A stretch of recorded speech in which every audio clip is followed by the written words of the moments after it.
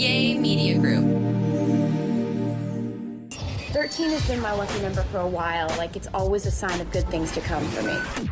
This is 13, a Taylor Swift fan podcast, breaking down every song, every Easter egg, every era, and every theory. Hosted by the biggest Swifties, Nick Adams, Anna Szabo, Amy Nichols, and Lacey G. Welcome to 13, a Taylor Swift fan podcast. I'm Nick Adams. I'm Anna. Amy. And I'm Lacey G. And today we are breaking down track number 23, I Hate It Here. Again, we are in Aaron Dessner land. This is Aaron Dessner's big place on the Tortured Poets department. We have so many songs just back to back, all Aaron.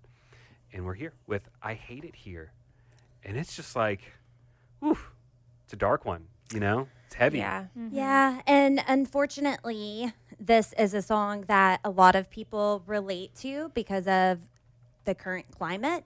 So this song started trending here recently, and the soundbite for people were doing it a lot, especially during the election and everything, because we just feel like we're moving backwards in time. Yeah. And so people really were relating to this song because of that.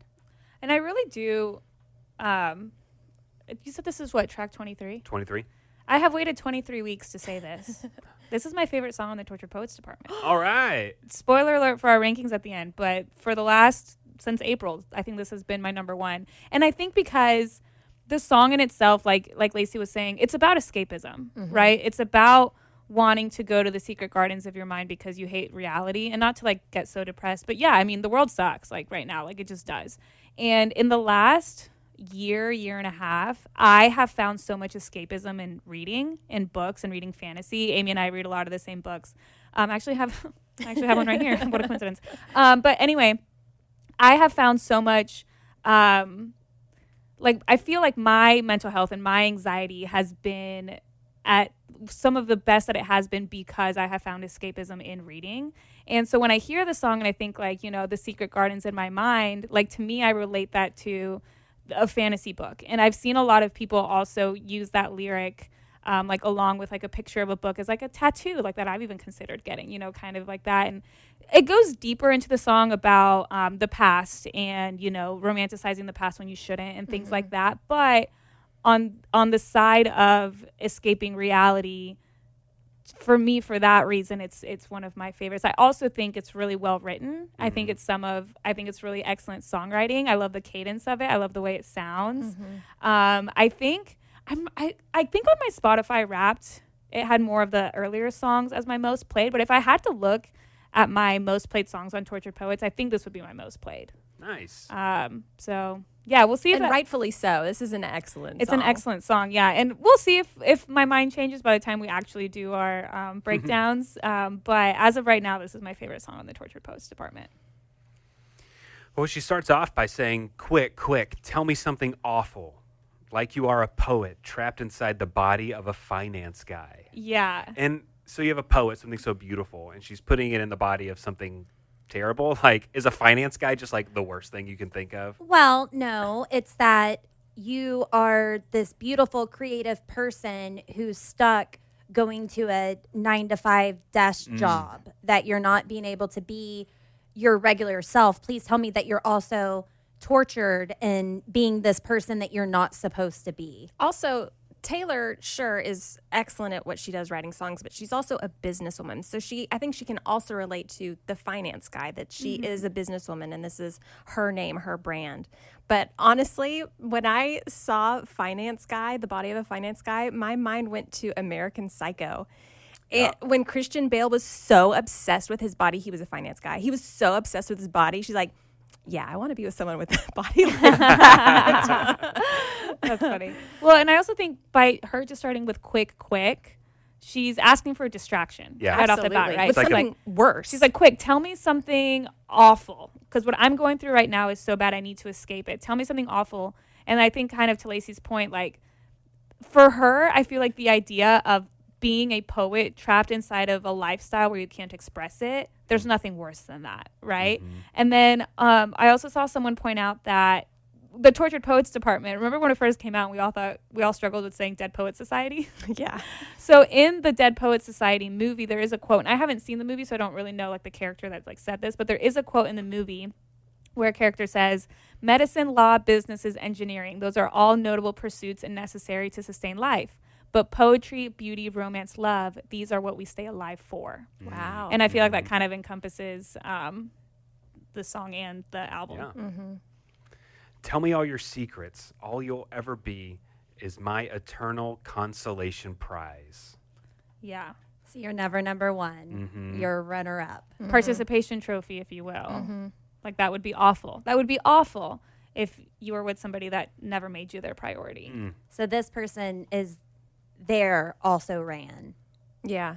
because they're her constellation prize. Consolation, not constellation. Constellation. Yeah, that's in You other. got That's Dreamscape different on song. mine. Yeah, yeah, that's other Different. Taylor Swift stuff. That's a different subsection of Taylor Swift. Do y'all remember whenever I said something about a horse down a slip and slide? Yes. Down Yes. a slip and slide. I don't remember the context, but yes. It was so fun. It was Suburban Legends. Oh, yeah. But Well, yeah. that episode was. Yeah. So silly. That was a mess. Yeah.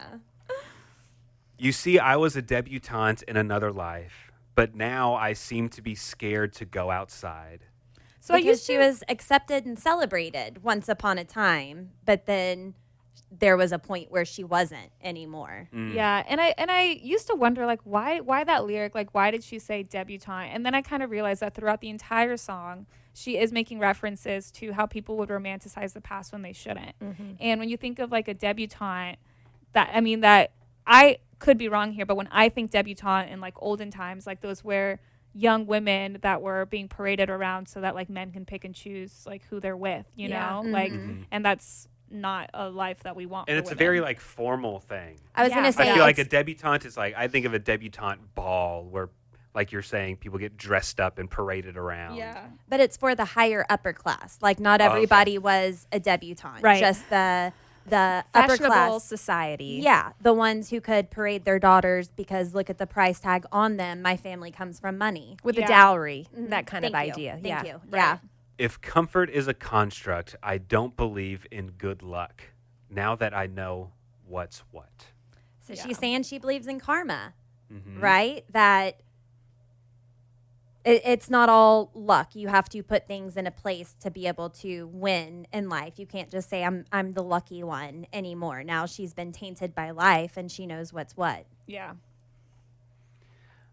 And we get to the chorus here. She says, I hate it here, so I will go to secret gardens in my mind. People need a key to get to. The only one is mine. So there's a popular theory that this line could refer to The Secret Garden. The book? Yes, which is a book by Frances Hodgson Burnett, first published in book form in 1911. It is seen as a classic of English children's literature, and it is about a young girl who, after experiencing great tragedy, must bring a garden back to life in order to find happiness. And in this book, the main character, Mary, uses a key to get into the secret garden. So it is possible that Taylor has read this book, maybe when she was actually a kid or at one point, but you know, she's referencing to the secret garden. People need a key to get to, but the only one is mine. Like my imagination in my mind, I'm the only one that has access to that. Everybody else in the world has access to every other part of my life except for my mind. I've also seen that the Secret Garden is folklore evermore, because she said this isn't based on my real personal life. But the thing is she knows the truth, and it was referencing things about her life, and she was making it more fantasizing a lot of it. Yeah, that's so true. Also, the Eras Tour stage looks like the key to the secret garden. Yeah. And Like the shape this of it. came out during the 1989 Taylor's version Vault game.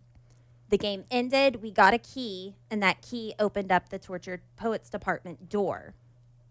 So are we the key to her happiness? Is her fans and being bejeweled and out in public the thing to her happiness? Or has she now given us the key? And now she's letting us into her daydreams that haunts and plagues her mind when we're not looking. So now she's allowing us to see the human behind the artist and not just the artist. So are we the key? Did she give us the key? Or is that all? I mean, you've seen the Eras Tour stage, how it looks like that key. So that's just interesting. Yeah. Definitely. Could the key for her to escape be her music, be her work? That's the key. That's her escapism. Yeah, definitely. That's great. So we often hear about the red flags that we should avoid, but what if we're more focused on looking for the green flags in friends and in partners? If you're not sure what they look like, therapy can help you identify green flags and actively practice them in your relationships and embody the green flag energy yourself. Whether you're dating, married, building a friendship, or just working on yourself, it's time to form relationships that love you back. And something that I've learned from talking to my therapist is that sometimes you don't even realize that you're seeking out the red flags. And then you mistake small actions and overthink everything in a negative way, and it ends up having long-term effects on your relationships. Talking to a therapist can help you shape your mindset in a positive way and empower you to be the best version of yourself. BetterHelp is entirely online, making therapy affordable and convenient, and you can switch therapists at any time for no additional cost. Discover your relationship green flags with BetterHelp. Visit betterhelp.com/TaylorSwiftFan today to get 10% off your first month. That's BetterHelp, HELP.com/TaylorSwiftFan. I read about it in a book when I was a precocious child. No mid-sized city hopes and small-town fears. So she didn't have just mid-sized city, regular hopes, small town fears. She had the bigger dreams and the bigger vision. And the bigger fear. Yeah. Yeah. I'm there most of the year because I hate it here. I hate it here. So she's saying she's in her secret garden. She's locked away. She's, whatever it is, daydreaming to escape it all because she hates it. Yeah. And I think someone had said that she repeats it because I hate it here because it has a double meaning. She hates it here on earth, but she also hates it here when she says it again, is like she hates that her fantasy world isn't the real world. So she also hates that, which I thought was an interesting way of thinking of it. Yeah. We'll never know, but I like that. Yeah, I like that too. My friends used to play a game where we would pick a decade we wished we could live instead of this. I'd say the 1830s, but without all the racists. And I remember when this song first came out, people were really picking this part of the song apart. Yeah. Do you remember that? Yeah. Because people would say, okay, she said the 1830s, but not all the racists. But there were still other marginalized groups being cast aside and put down. Like women didn't have all the rights that they have now. And I remember people really harping on Taylor, being like, oh, you're such a feminist, but you're not speaking up for women. It's like, It's so aggravating. It was... She can't fit every single tiny issue into a line of a song. And they were missing the point. I think she picked the 1830s because it was the era of the Romantic poets. And that's what this is the tortured poets department. Yeah. Oh my God, I can't talk. That's a good point. Yeah. And she does say, like, in Getting Married Off for the Highest Bid, I think, like, when it came out, a lot of people chose to look at it out of context. Sure. But the context is so important because basically it's like showing that the problems of the 1830s, the racism, the misogyny, like, you know, women couldn't vote, child labor was still very prevalent, being gay was criminalized, workers' rights had yet to be established, and then of course slavery was still prominent in 1830. But putting it in the context of how people romanticize the past, but they choose to exclude these problems. Yeah. Right? And like, have you ever had that conversation with somebody that's like, if you could live in any other decade, what would it be? Sure.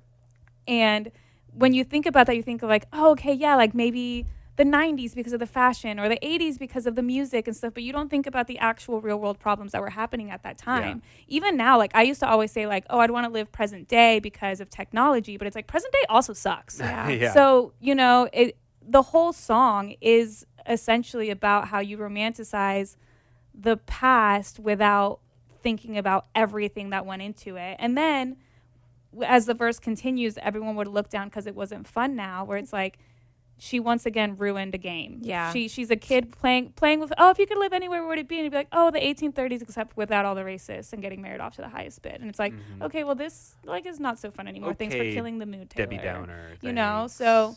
But she's pointing out that there were problems. So she's Right. not saying I would just go back in this time. I would go back in this time, but take this out. But what did upset people is that she said, racist, but not slavery. So they felt like that didn't cancel the two out, which I would think that coming from her mind, it would. That was her way of addressing it by saying, minus the racism, minus you getting to tell your daughters what to do and you don't get to choose your own life. But Jay Blazin on TikTok did the initial reaction to that line and then listened. And this is what they had to say. Do y'all understand that your unnecessary hate towards this woman is what makes her more famous? People are sharing this one still of the song. We would pick a decade we wish we could live instead of this. I'd say the 1830s, but without all the racists. And of course, reading that, I'm like, yo, that's crazy. But of course, being the grown and wise adult that I am, I said, before I start making a comment, let me actually listen to this song. I listened to it, and guess what?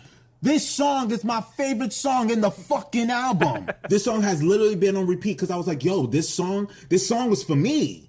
This feels a whole lot like when Kanye interrupted her in the VMAs back in 2009. I was one of the people who didn't know who Taylor Swift was before that moment. But because Kanye did that, it put a magnifying glass to that song, and then it went on heavy rotation. You belong with me. I was like, oh snap, this is a bop. I loved it. And the same thing is happening here. I was just going to go scream Cowboy Carter yet again. And then y'all make me listen to the song. And I'm like, yo, this song is so beautiful and honest. The underlying themes of depression, deferred dreams, and the comment on race is just like how people actually view the past. And if you do not do the work on the present, it doesn't matter what era that you go to, you're still going to have the same issues, and there will still be some new problems that you haven't faced. And how if you're not honest with yourself and you continue to escape in fantasies in your mind, you are just prolonging your depression. And how staying in these fantastical, ignorant ideas stunts your growth, and you become something that you're not, stuck in an atmosphere that you realize that you never even wanted to be in. Love it. Yeah. Well said. Yeah. Very, very well said. I just thought that was a really good take on it. Also when people say they want to go back to like the medieval times and stuff, y'all, people stunk. So I don't want to go live there. Like people showered. No electricity. Yeah, people showered like once a year. They didn't have toilets. I'm not going. That sounds cool to have like knights walking around, but You have to like shower after all your family, like according to age. yeah. And I'm pretty sure that you had to like eat. They didn't have utensils. Ugh. So that's why I hard wouldn't pass. go back. They didn't have Taylor Swift. Yeah. It's true. Uh, How would we cope?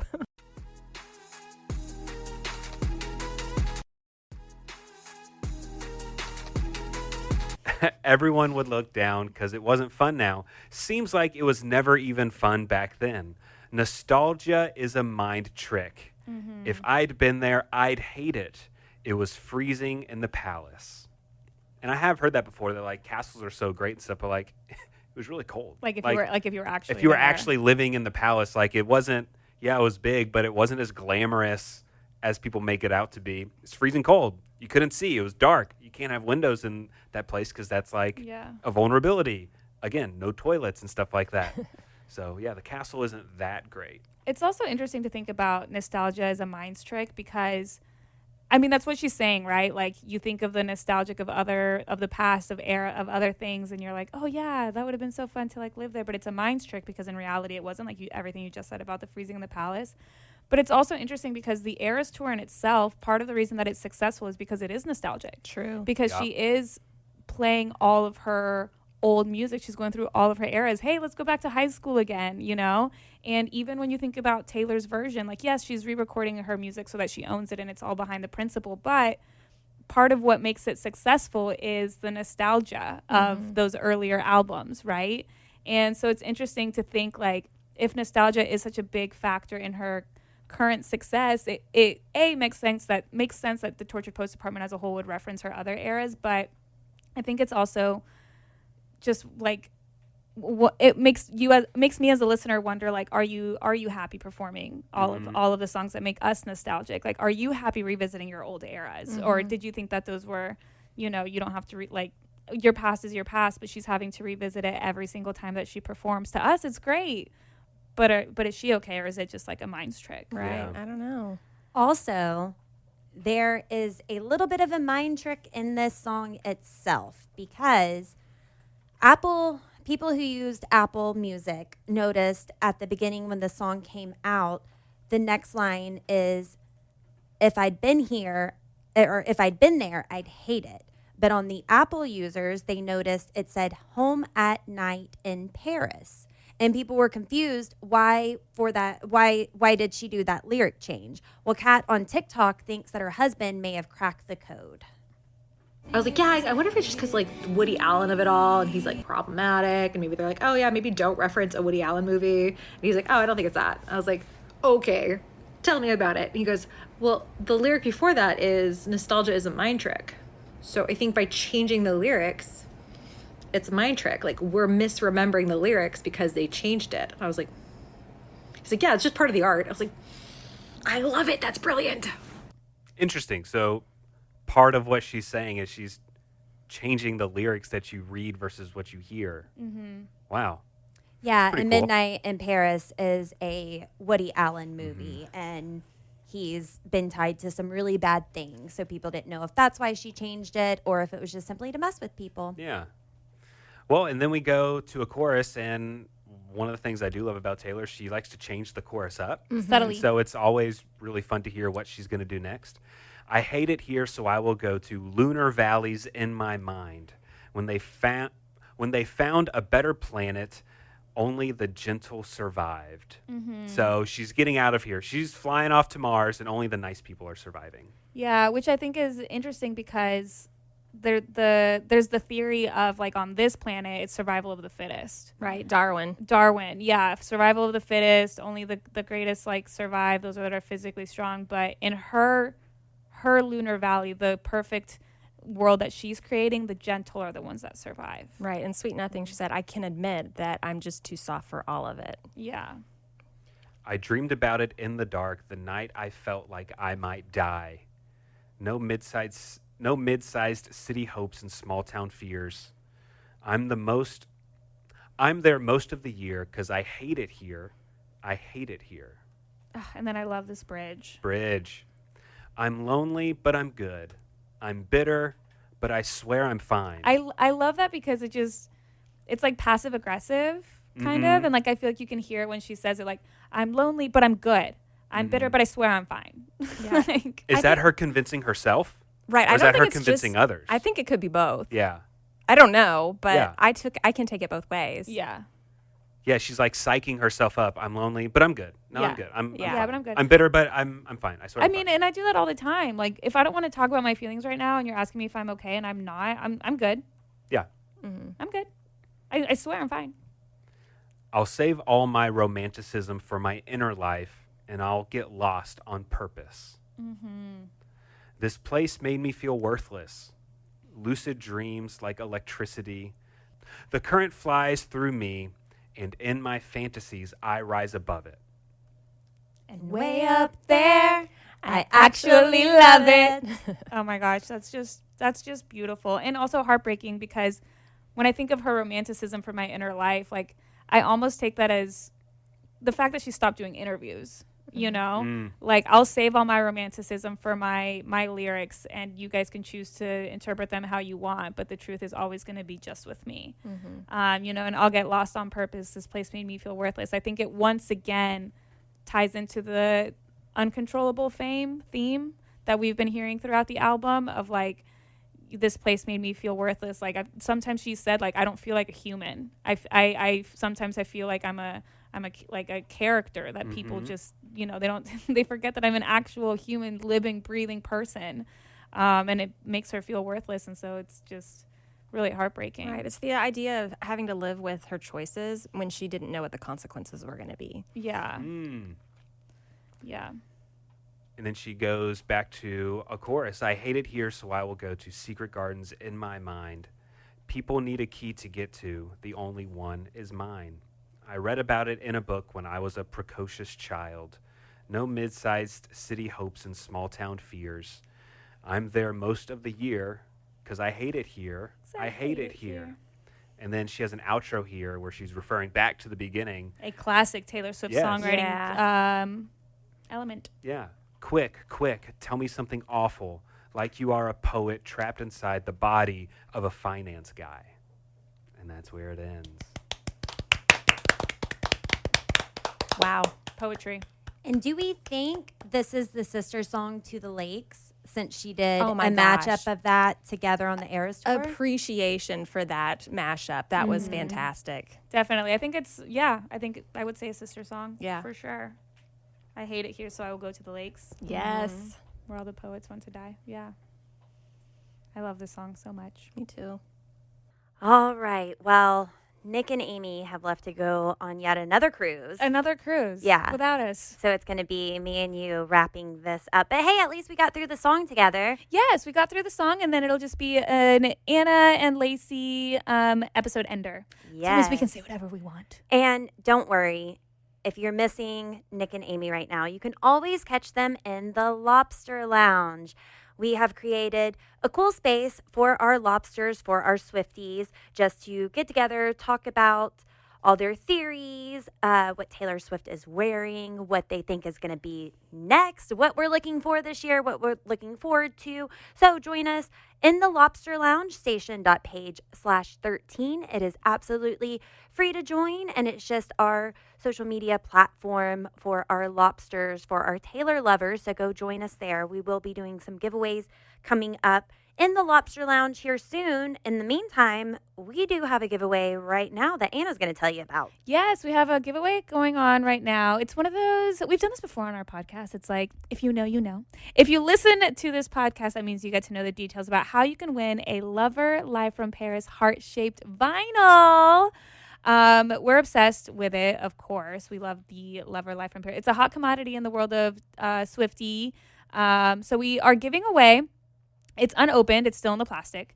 We are giving this away to a listener, and all you have to do to enter is just share our podcast on social media, whichever way you want. You can post a picture of our podcast on your Instagram. You can share a link to an episode on your Instagram story. You can post a TikTok video, reacting to something that we said or talking about a song that we mentioned, whatever it is that you want to do, post about the podcast, share the podcast, and include the hashtag LoveThe13podcast. Tag us as well. We would love to repost and share things that you guys are posting, but be sure to include the hashtag. That's how we can track all of your entries. You can enter as much as you want. Just keep posting and sharing the podcast. Just make sure that you do so before March 12th, because the winner will be contacted by us and announced on our social media on March 13th. And so, all you have to do is just show us some love, and we will hopefully give one of you the Lover Live from Paris vinyl. Yeah, so join us, enter our contest, and